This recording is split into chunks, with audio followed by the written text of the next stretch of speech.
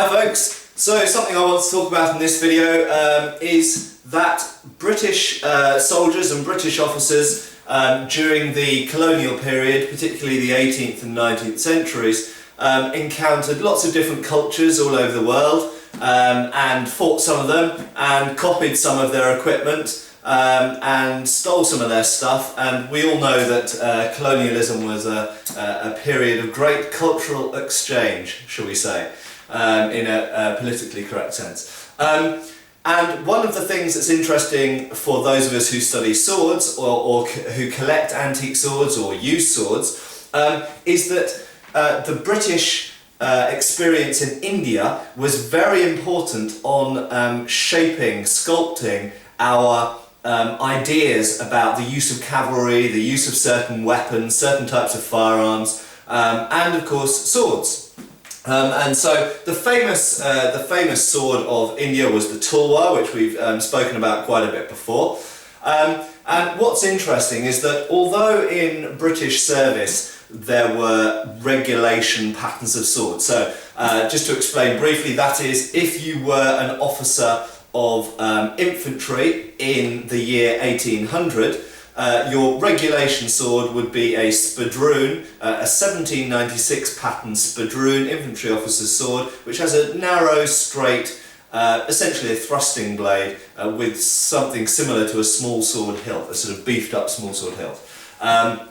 However, many officers decided that in the field, in combat, they wanted something maybe a bit more unique to their fighting style or their personal tastes or their ideas about the relative strengths of cut and thrust, or indeed they just wanted a better weapon, a better fighting weapon than the regulation one. And a good example is this 1796 spadroon, which was not, as far as I have read from original sources, a particularly popular weapon, and so there were various what I call non-regulation versions of it, or should we say special regulation versions of it made, some with better thrusting blades, some with broadsword blades, cutting blades, and indeed around the year 1795 to 1800, sabres had become particularly popular for officers on foot, and of course sabres were used by cavalrymen, but cavalry swords were generally a bit bigger, a bit heavier and a bit more serious fighting weapons, and so these were taken over and used by infantry officers as well. And in India in particular, because hand-to-hand combat was more likely in India, or in certain parts of Africa or Afghanistan or certain other parts of the world, Sarawak, Borneo, those kind of areas as well, officers and indeed sometimes just general cavalrymen or general soldiers picked weapons that were maybe more robust and more combative fighting weapons. And of course in India the Tulwar provided an inspiration for some officers to copy that style of sword. And it just so happens that I have here a sword which very clearly copies the style of the blade of the Tulwar, but on a British regulation hilt. And here it is.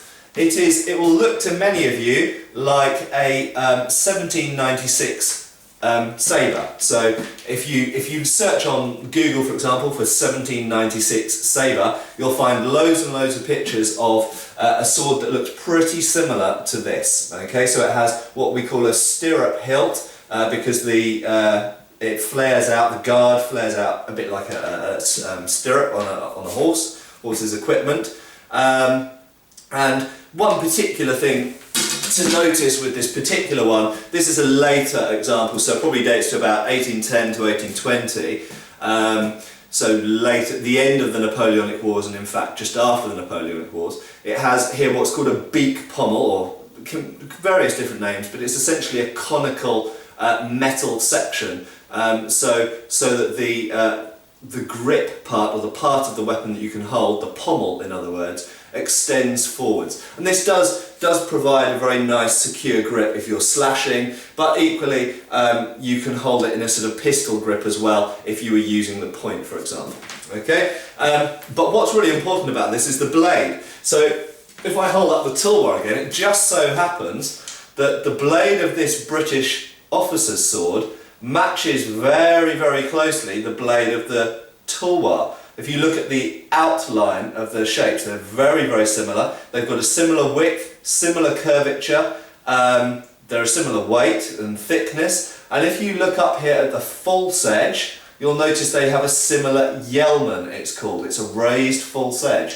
So that is this portion at the back here. It actually steps up there, and exactly the same thing happens on the British sword as well. It steps up, and then you have a sharpened false edge at the back here. The fullers are different, but of course there were many, many different styles of fuller, or groove that is, in the blade. The fuller is designed to lessen the weight of the blade whilst increasing or retaining its stiffness. It's not a blood groove, as some people will tell you. So very, very similar blades, but it's mounted on a British officer's hilt. And in fact, this example, I hope you can maybe see with the lights, actually has these little sort of rectangular fullers that break. You see it. You have a little fuller here, then it stops, then a fuller stops, another fuller, then another fuller, and that's something that you see particularly on Indo-Persian swords. So it's a very Oriental, as they would call it in that period. In other words, Middle Eastern and Indian feature.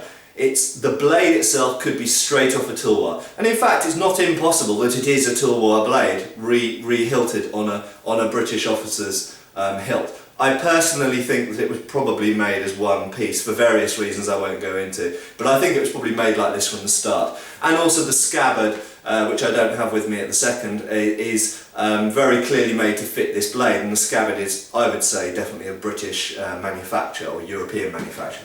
So there we go. I will talk a lot more about this subject in the future because it's one of my favourite subjects, and that is non-regulation or special regulation swords that in British military circles at least were very often made for officers serving in India who wanted a more serious fighting sword, or a sword that they felt could deal with and fight against people using tulwars and other pretty impressive cut and thrust weapons. Thank you.